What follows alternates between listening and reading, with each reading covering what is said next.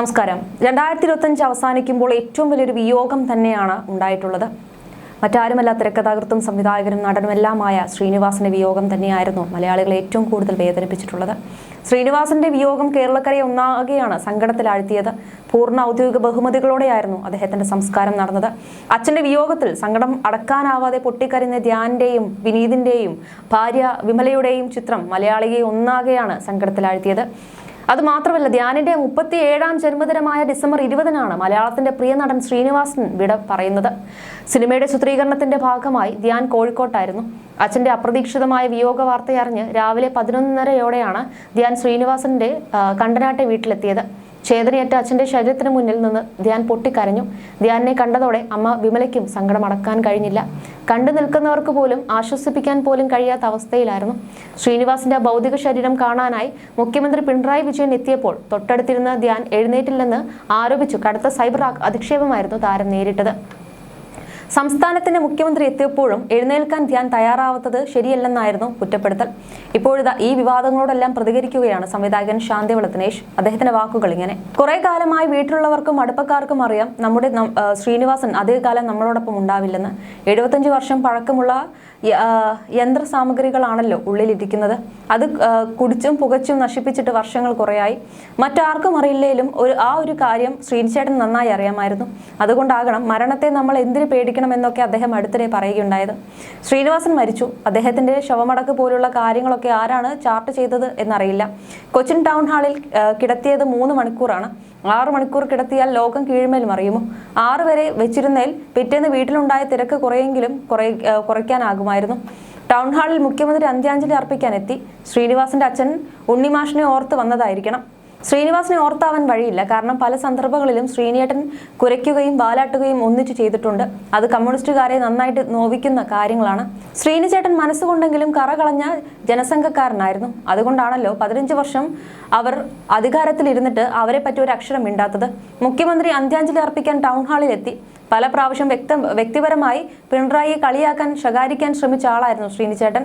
80 കഴിഞ്ഞ് പിണറായി വന്നു നിന്നിട്ടും തൊട്ടടുത്തിരുന്ന ധ്യാൻ ഒന്ന് എഴുന്നേൽക്കാൻ മനസ്സ് കാട്ടിയില്ല എന്നാണ് പരാതി ഉയർന്നത്.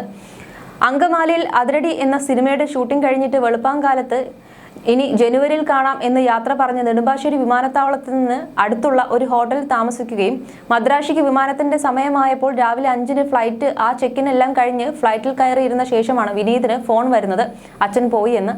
ആ ഫ്ലൈറ്റ് ടേക്ക് ഓഫ് ചെയ്തിരുന്നെങ്കിൽ ആലോചിച്ച് നോക്കൂ, മദ്രാസിൽ പോയി ഇറങ്ങിയിട്ടല്ലേ തിരിച്ചു വരാൻ പറ്റൂ. പക്ഷെ അപ്പോൾ വിനീത് ഫ്ലൈറ്റിൽ നിന്ന് ഇറങ്ങി വീട്ടിലെത്തി. എറണാകുളത്ത് താമസമാണെങ്കിലും ധ്യാനും ശ്രീനിചേട്ടന്റെ വീട്ടിലല്ല താമസം. മരണവെപ്രാളം എടുക്കുമ്പോൾ വിമല ടീച്ചർ മാത്രമാണ് അരികിൽ ഉണ്ടായിരുന്നത് എന്ന് കരുതി മക്കളോട് ശ്രീനിചേട്ടന് പരിഭവം കാണില്ല എന്നുള്ള കാര്യം 100% ഉറപ്പാണ്. അച്ഛന് ഡയാലിസിസ് അറിയാത്ത മക്കളല്ലല്ലോ. ഇനിയുള്ള കാലത്ത് അത്രയൊക്കെ കരുതിയാൽ മതിയെന്ന് ഞാൻ പറയും. അങ്കമാലിയിൽ രാത്രി ഷൂട്ടിംഗ് കഴിഞ്ഞ് തൃപ്പൂണിത്തറ കണ്ടനാട്ടുള്ള വീട്ടിൽ വന്ന് അച്ഛനെ കണ്ടിട്ട് അവിടുന്ന് തിരിച്ച് നെടുമ്പാശ്ശേരി രാവിലെ പോയാൽ പോരായിരുന്നോ എന്ന് വിനീതിനോട് ആരും ചോദിക്കാനിടയില്ല. അതെന്റെ ഇഷ്ടമാണെന്ന് അയാൾ മറുപടി പറയും. നെടുമ്പാശ്ശേരിയിൽ ഒരു മുറിയെടുത്ത് താമസിച്ച് രാവിലെ അങ്ങ് പോയാൽ മതിയെന്ന് അയാൾ തീരുമാനിച്ചിരിക്കാം. വെളുക്കും വരെ ഷൂട്ടിങ്ങിൽ പങ്കെടുത്ത് അവിടുന്ന് 2 മണിക്കൂർ ഓടി വീട്ടിൽ വന്ന് അച്ഛനെ കണ്ട് തിരിച്ച് 2 മണിക്കൂർ തിരിച്ചോടി വിമാനത്തിലേക്ക് കയറേണ്ട എന്ന് ആരായാലും ധരിക്കും. വിനീതും അങ്ങനെ ധരിച്ചു കാണും. എന്നാൽ പിണറായി വന്നപ്പോൾ ധ്യാൻ എണീറ്റില്ല എന്നത് വലിയ വാർത്തയായി. അച്ഛൻ മരിച്ചപ്പോൾ ഇനി എന്ത് ചെയ്യണമെന്ന് ഡോക്ടറോട് ചോദിക്കുകയും കൊണ്ടുപോയി കുഴിച്ചിടണമെന്ന് ഡോക്ടർ മറുപടി പറഞ്ഞതും ശ്രീനിവാസൻ തന്നെ പറഞ്ഞ് നമുക്കറിയാം. ആ അച്ഛന്റെ മകനാണല്ലോ ധ്യാൻ. അച്ഛന്റെ തീവ്രമായ അനുഭവങ്ങൾ അറിഞ്ഞ് വളർന്നവർ അല്ലല്ലോ വിനീതും ധ്യാനും. മുഖ്യമന്ത്രി അങ്ങനെ കരുതിയിരിക്കാം. കണ്ടു നിന്നവർക്ക് അപ്രിയമായി തോന്നിയിട്ടുണ്ടാകും. എന്നാൽ നിങ്ങൾ ആരും കാണാത്തൊരു നിലപാട് ധ്യാൻ എടുത്തിരുന്നു. ഏതോ വായി നോക്കി നെറ്റിയിൽ ഇട്ടുകൊടുത്ത ചന്ദനക്കുറി മായ്ച്ചില്ലേലും അച്ഛന് യാത്രാമൊഴി നൽകാൻ വന്ന ധ്യാൻ കാലിത്തൊട്ട് ഒഴുകുകയോ കള്ളക്കണ്ണീർ ഒഴുക്കുകയോ കവിളിൽ ഉമ്മ വയ്ക്കുകയോ ഒന്നുമല്ല ചെയ്തത്. ധ്യാൻ മുഷ്ടി ചുരുട്ടി ലാൽസലാം പറഞ്ഞാണ് അച്ഛനെ യാത്രയാക്കിയത്. എന്തേ ആ ചെറുപ്പക്കാരന്റെ നിലപാട് ആരും പറയാതെ പോയി എന്നാണ് ഞാൻ ആലോചിക്കുന്നത്. അതേസമയം ജീവിതത്തിൽ എല്ലാമായിരുന്ന അച്ഛനെ നഷ്ടമായതിന്റെ സങ്കടത്തിലാണ് ധ്യാൻ ശ്രീനിവാസൻ. അഭിമുഖങ്ങളിലൊക്കെ അച്ഛനെക്കുറിച്ച് വാതോരാതെ സംസാരിക്കാറുണ്ട്. കോളേജ് കാലം മുതൽ അച്ഛൻ ശാസിച്ചതിന്റെയും വീട്ടിൽ നിന്നും ഇറക്കി വിട്ടതിനെക്കുറിച്ചും പ്രണയം അറിഞ്ഞപ്പോൾ പ്രതികരിച്ചതിനെക്കുറിച്ചുമെല്ലാം ധ്യാൻ വാചാലനാകാറുണ്ട്. അർപ്പിതയുടെ വരവോടെ ധ്യാനിന്റെ ജീവിതം തന്നെ മാറി മറിഞ്ഞുവെന്ന് ശ്രീനിവാസൻ സാക്ഷ്യപ്പെടുത്തിയിരുന്നു. ശ്രീനിവാസനും ധ്യാനുമായുള്ള അടുപ്പത്തെക്കുറിച്ച് വാചാലനായിരിക്കുകയാണ് PG പ്രേംലാൽ. ഒരു പിതാവ് എന്ന നിലയിൽ ശ്രീനിയേട്ടനെ പ്രക്ഷുബ്ധനായ അവസ്ഥയിൽ ഞാൻ അപൂർവം അവസരങ്ങളിൽ കണ്ടിട്ടുമുണ്ട്. ഒരിക്കൽ ഒരു കഥാചർച്ചയ്ക്ക് വേണ്ടി പോയ സമയത്ത് വീടിന്റെ വാതിൽ തുറന്നത് ധ്യാനായിരുന്നു. ഞാൻ ധ്യാനെ ആദ്യമായി കാണുകയാണ്. പേര് പറഞ്ഞപ്പോൾ അറിയാം ചേട്ടാ, ഇവിടെ അച്ഛൻ പറയാറുണ്ട് എന്ന് ധ്യാൻ പറഞ്ഞു. ഞാൻ ഹാളിൽ ഇരിക്കുമ്പോൾ വാഷ്റൂമിൽ നിന്ന് പുറത്തു വന്ന ശ്രീനേട്ടനോടായി ഞാൻ പറഞ്ഞു, കോളിംഗ് ബെൽ അടിച്ചപ്പോൾ വാതിൽ തുറന്നത് ഭാവിയിലെ ഒരു നായകനാണല്ലോ. പെട്ടെന്ന് ആ മുഖത്ത് വല്ലാതെ ദേഷ്യം നിറഞ്ഞു. അവന്റെ കാര്യം എന്നോട് പറയണ്ട. പിൽക്കാലത്ത് തന്റെ അഭിമുഖങ്ങളിലൂടെ ധ്യാൻ സ്വയം വെളിപ്പെടുത്തിയ അയാളുടെ ചെന്നൈ കാലത്തെ ഇരുട്ടുനാളുകൾ സംഭവിച്ചുകൊണ്ടിരിക്കുന്ന സമയമായിരുന്നു അത്. പിന്നീടും 2-3 തവണ കൂടി ശ്രീനേട്ടൻ പ്രതീക്ഷയറ്റ പോലെയും നിരാശാഭരിതമായും ധ്യാനെക്കുറിച്ച് സംസാരിക്കുകയുണ്ടായിട്ടുണ്ട്. ഒരിക്കൽ അതിന് സാക്ഷിയായി ഇരിക്കെ വിമല ചേച്ചി പറഞ്ഞു, ഇങ്ങനെയൊക്കെ ശ്രീനേട്ടൻ പറയാമോ പ്രേംലാൽ? ധ്യാനുട്ടൻ ശരിയാവും. അമ്മയുടെ പ്രതീക്ഷയും സ്വപ്നവും യാഥാർത്ഥ്യമാക്കി ധ്യാനിൽ വന്ന പരിവർത്തനം ഏറെ ആഹ്ലാദത്തോടെ ശ്രീനേട്ടൻ കണ്ടു. ഒരിക്കൽ പറഞ്ഞു, എല്ലാ മനുഷ്യരുടെയും ജീവിതത്തിൽ മാറ്റങ്ങൾ ഉണ്ടാകാം, പക്ഷെ അത് നിലനിർത്താനാണ് ബുദ്ധിമുട്ട്. ചില ആളുകൾ കൂടെ എത്തുമ്പോൾ അത് മനോഹരമായി സംഭവിക്കും.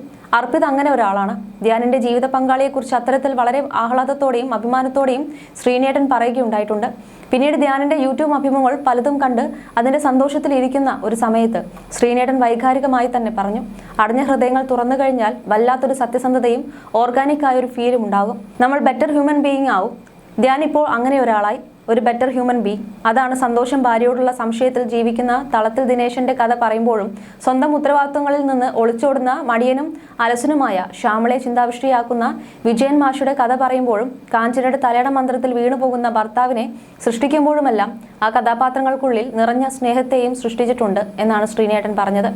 കുടുംബത്തെയും സമൂഹത്തെയും മുൻനിർത്തിക്കൊണ്ടുള്ള തന്റെ സ്വന്തം ജീവിത വീക്ഷണത്തിന്റെയും സാമൂഹ്യ ബോധത്തിന്റെയും നേർരേഖകളുടെ അപ്പുറത്തും ഇപ്പുറത്തും നിർത്തിക്കൊണ്ട് അനുകൂലമായും പ്രതികൂലമായുമുള്ള ദ്വിമുഖ നോട്ടങ്ങളെ തന്റെ കഥാപരിസരങ്ങളിലും കഥാപാത്രങ്ങളിലും ഉൾച്ചേർത്തുകൊണ്ടുള്ള നിലപാടുകളിൽ നിന്നാണ് ശ്രീനേട്ടൻ തന്റെ സിനിമകൾ രൂപപ്പെടുത്തിയെടുത്തത്.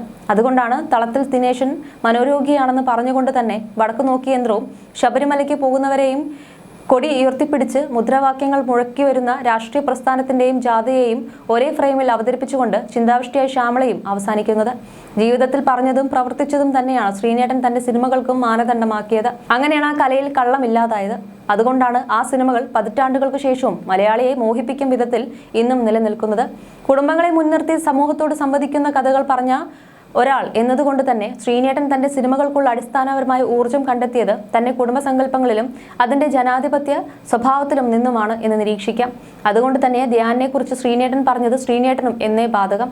ഹൃദയം തുറക്കാൻ കഴിഞ്ഞ മനുഷ്യൻ ജീവിതത്തിലും കലയിലും എന്നായിരുന്നു പ്രേംലാൽ കുറിച്ചത്.